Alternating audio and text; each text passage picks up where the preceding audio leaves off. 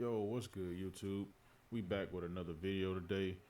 Today we are back with the fat electrician once again, and today we are talking about America stole a German U-boat and parked it in Chicago. This ought to be fun. I hope everybody had a good day today. My day was actually pretty short today, which I ain't too mad about it. Get to come home and hang out with y'all a little bit. You know what I'm saying? Make a couple videos, but today we're gonna see what my boy talking about. All right, learn me something, Nick. You know what you call the only Type 9C German U-boat left in existence? America's. Today we're talking about the time that America stole an entire German submarine and then stuck it in the middle of Chicago. I mean, when America strategically transferred a piece of equipment to an alternate location. But first, a word from our sponsor. This video is brought to you by Warwood Tools, a family-owned business that for over 160 years has been making sledgehammers and axes right out of West Virginia using American 1060 high-carbon steel. And to this day, they still make all their tools using World War II era drop hammer forging. So if you want some tools that are going to outlast you, I would recommend Warwood Tools, and I'll have them linked in the description down below. Moving on. Okay, important context in case you don't know. During World War II, American supply lines to the European theater were absolutely devastated by German U-boats, aka submarines. These German U-boats are credited with sinking over 2,700 American ships, totaling in over 14 million tons of American ships and supplies that were put at the bottom of the ocean. Because of this, America would form what is known as hunter-killer groups, task forces of American ships who were sent out, and their entire job was to hunt and destroy these enemy submarines. Because that's just how America gets down. We don't believe in self-defense, we believe in self-offense. It's way more efficient. And that's pretty much all the context you need. So, April 4th, 1944, a hunter-killer group known as Task Force 22.3 would set out, engage, and destroy the German U-boat 515. Absolutely everything went according to plan, nothing was out of the ordinary. They hit it with depth charges, critically wounding the submarine, forcing it to surface one last time to allow the crew to escape before the submarine would sink below the ocean waves forever. But it was on this particular day that the American commander Daniel Gallery would take unique notice of the fact that the German submarines always surfaced to allow their crew to escape, and he decided that... Well, brother, his whole uniform, boy, cleaner than a mosquito whistle, you hear me? Bro, sharp. Ain't a speck of dust nowhere on his uniform. He kind of looked like old boy from what's that TV show, the black and white TV show with the cops. What is it? Y'all hit me out in the comments, man. What is it?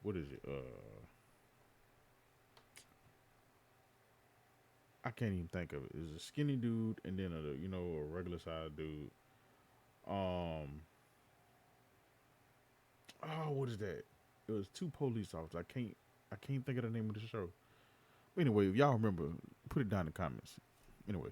He was going to do something unprecedented, something that no American sailor had done since 1815. He was going to send out a boarding party and steal that enemy submarine. He immediately puts a plan into action, assembling two separate boarding parties, each to be comprised of one officer and 8 enlisted men. And these 8 enlisted men are going to be the top 8 guys that you would absolutely want on hand to be able to address any problem that could arise with keeping this submarine from sinking to the ocean floor. People like the electrician, the machinist, the boatswain's mate, the torpedo technician. Oh, and the photographer. Yeah, one of the 8 people going on the extremely dangerous and important mission is going to be a photographer because...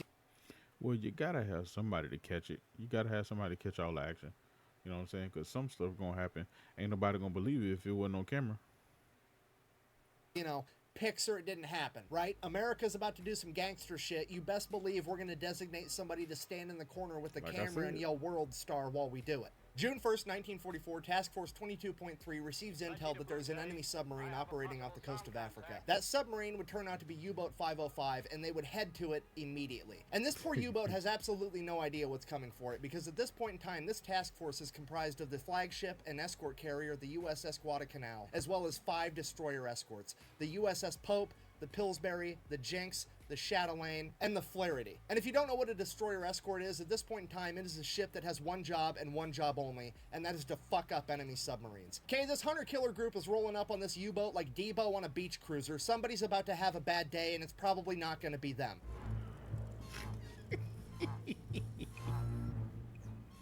Oh, shit. Now he put the ships on Debo's shirt. June 4th, 19... Man, Nick, man, you play too much, bro. You play too much.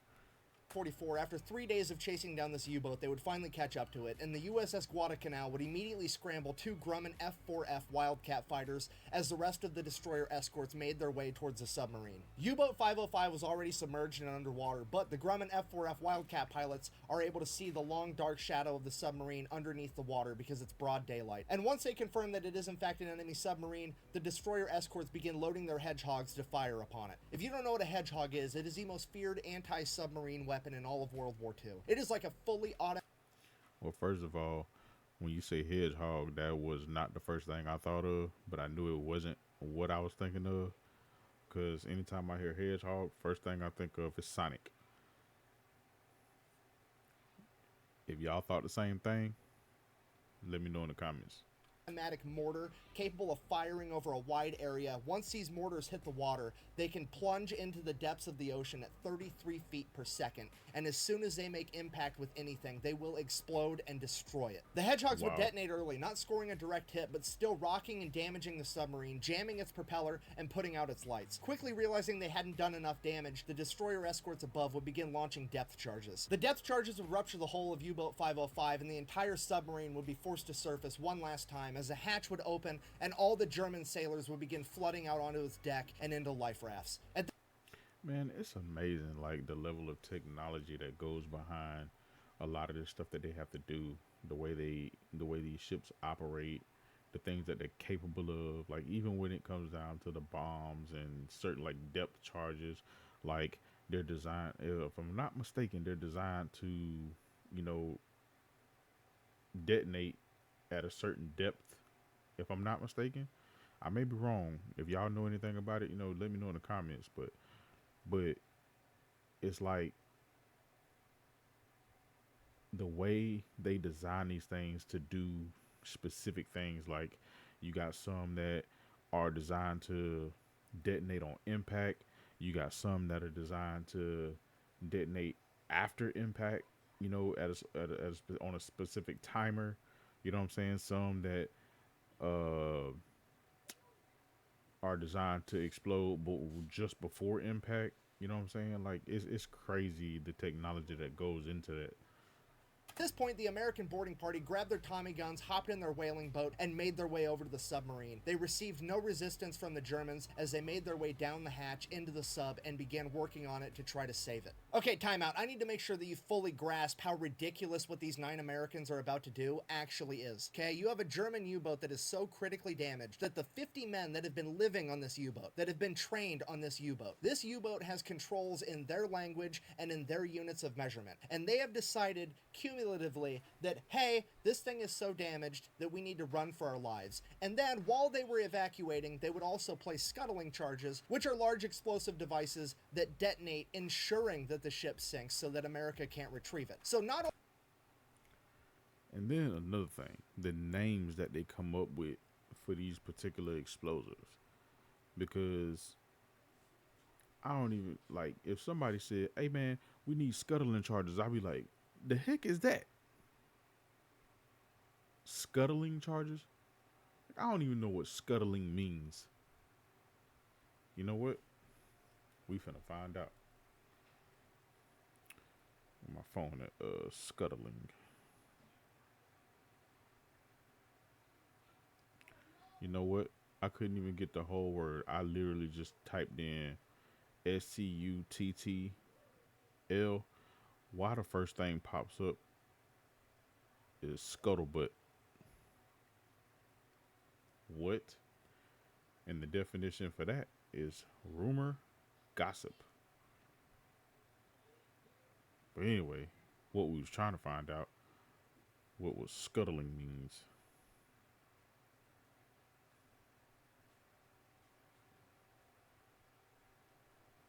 Or better yet.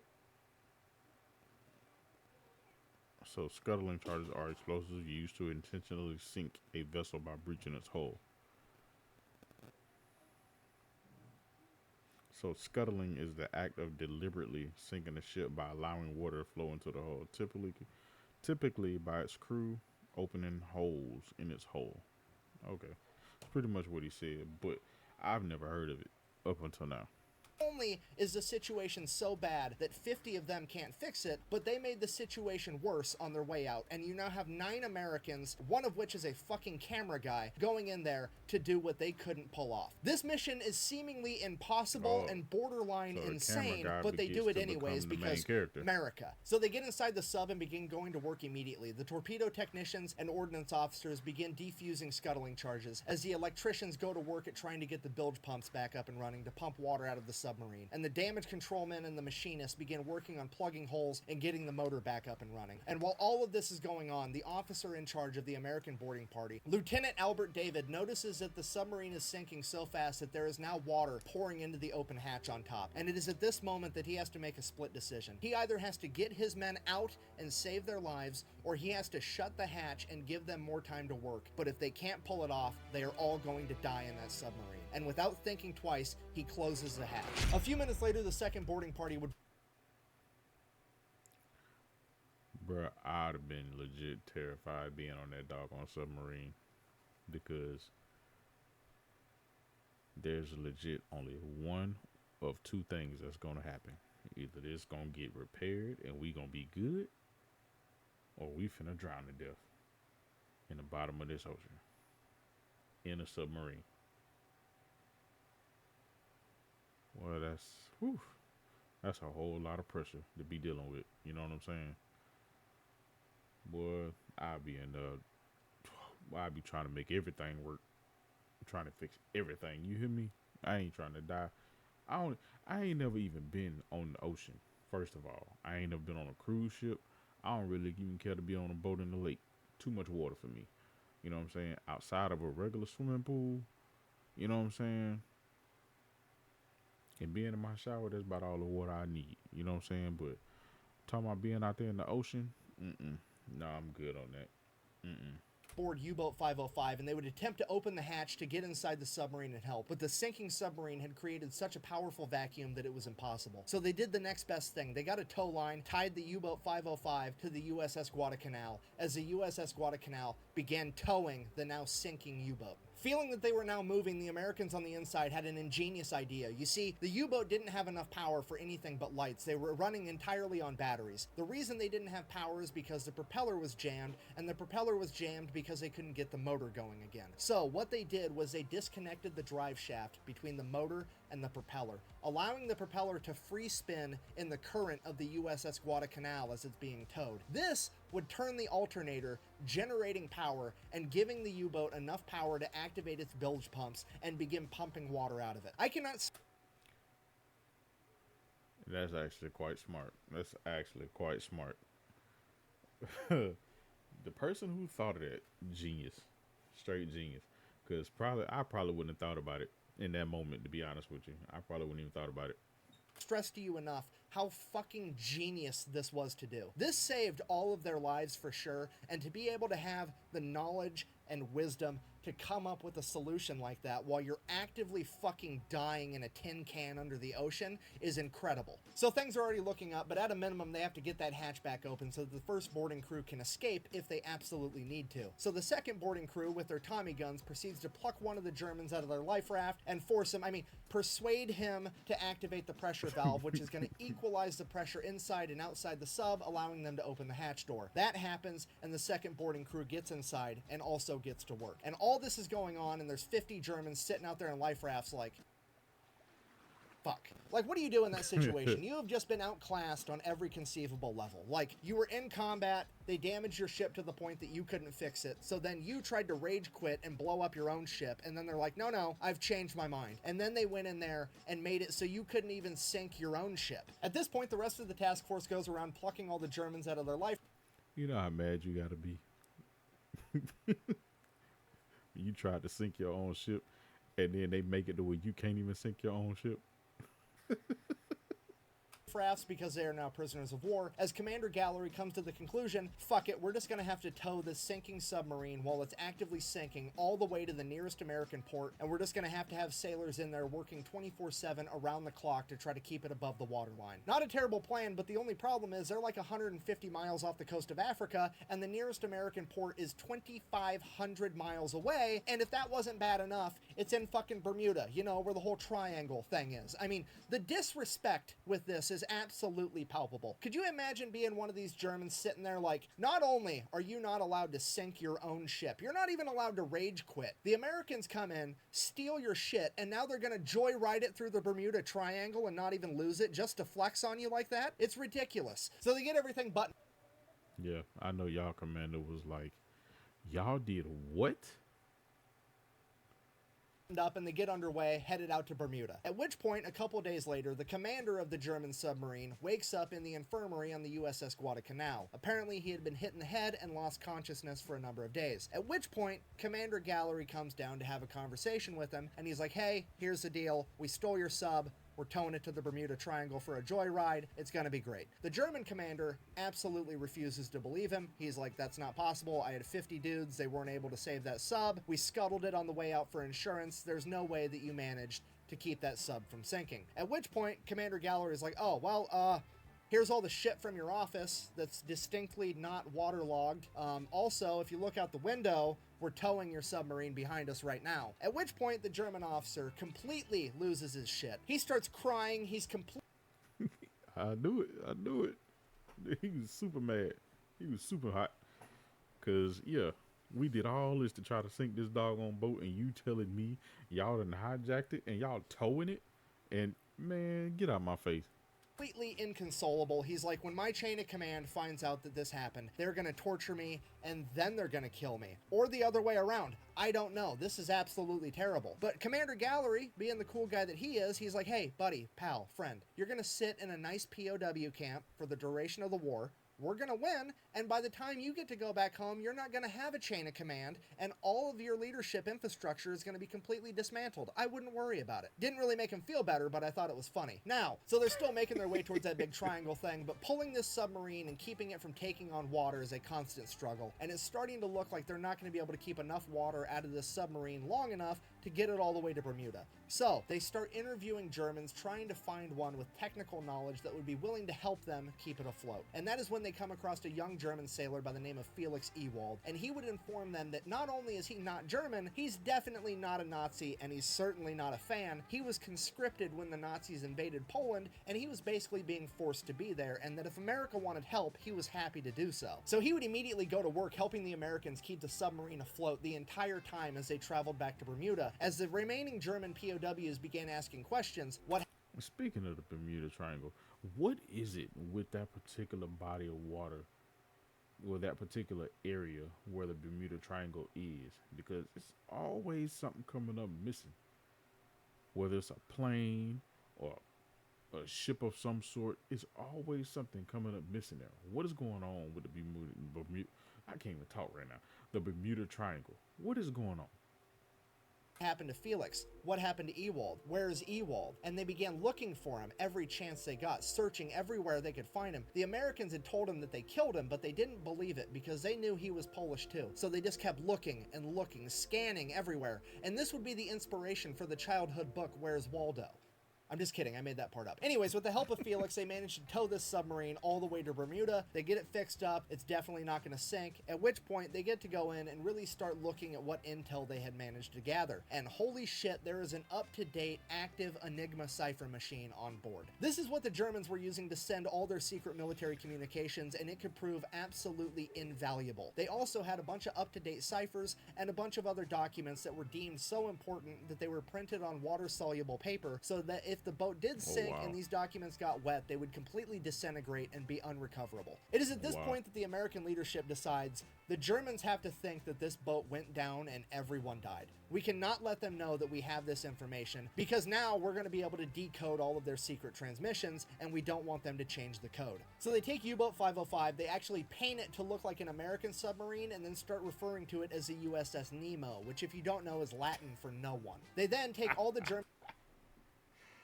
Oh, the level of pettiness. The level of pettiness. You stole the boat. And you get all these documents that's been printed on water, all this stuff that was printed on water soluble paper because if it got soaking wet, it would pretty much disintegrate. So to keep that from happening, you paint the boat to look American, and then you give it a whole completely different name. Uh, just just petty level 1000. I swear. POWs from U-Boat 505, send them to Louisiana, where they are going to be completely segregated from all the other POWs, so nobody knows who they are or where they came from. All the American sailors are then ordered to turn over all of the souvenirs that they gathered out of U-Boat 505 and to shut the fuck up about it. And as far as anyone on the planet needs to be concerned, this U-boat is at the bottom of the Atlantic Ocean, 150 miles off the coast of Africa. Nobody can know that we have this. Buh! If those Germans weren't allowed to write home through the Red Cross, that's technically a Geneva Convention violation. Buh! First of all, when you're on the winning side, those aren't actually rules, they're more like suggestions. The code is more what you'd call guidelines than actual rules. Secondly, let's just be honest here. If you were a POW in World War II and the worst thing that happened to you is you weren't allowed to write home while you were being well fed and treated with dignity, you came out on top. Alright, so somehow the United States manages to keep this thing a complete secret until May 7th, 1945, when Germany issues their unconditional surrender. And it is at this point that the smack talking can now commence, because now we are going to take this submarine, you know, the only remaining Type 9C German sub left on the planet, even though they manufactured hundreds, we sunk all of them, except for this one. Now we're going to drive that bitch to Philadelphia and use it to raise funds, and anybody that buys a bunch of war bonds can get a guided tour of this German sub, because a lot of people quit buying war bonds after Germany surrendered because they thought the war was coming to an end and we were still fighting the war in the Pacific against the Japanese. So this was like a huge fundraising opportunity, and that's exactly what they did. They sold a ton of war bonds. As soon as that started slowing down, hey, we'll tow it to another major US city. They towed it up to New York. Then New York bought a bunch of war bonds. And then World War II would finally come to an end when Japan issued their unconditional surrender, and now we've got this German submarine and we don't know what to do with it. So the US government does what the US government do, and they're like, hear me out, what if we shot nuclear bombs at it for science?